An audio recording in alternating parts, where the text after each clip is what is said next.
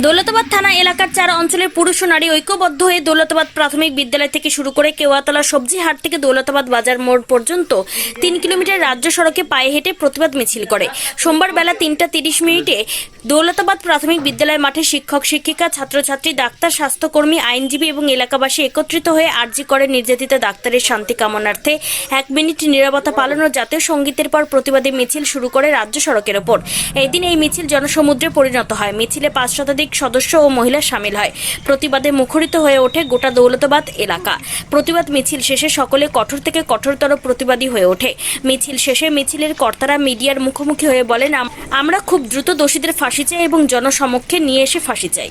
আজকে আমরা মিছিলটা করলাম, মৌন মিছিল, যেটা হচ্ছে আরজি করে যে ডক্টর মেয়েটা রেপ হয়েছে তার আত্মার শান্তি কামনা। আর আমরা চাই তার পুঙ্খানুপুঙ্খানু যে কেসটা চলছে, রেপের জন্য কে কে আছে তাদেরকে ধরতে হবে।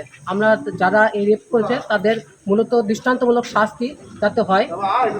হ্যাঁ, মিছিলটা কোনখান থেকে কোথাও অবধি স্টার্ট হয়েছিল? আলুগ্রাম যে অনুষ্ঠান বাড়ি আছে সেখান থেকে পুরো আলুগ্রামটাকে ঘুরে ঘোষপাড়া থেকে শুরু করে দাসপাড়া পর্যন্ত ঘুরে আমরা এখানে এসে শেষ করি।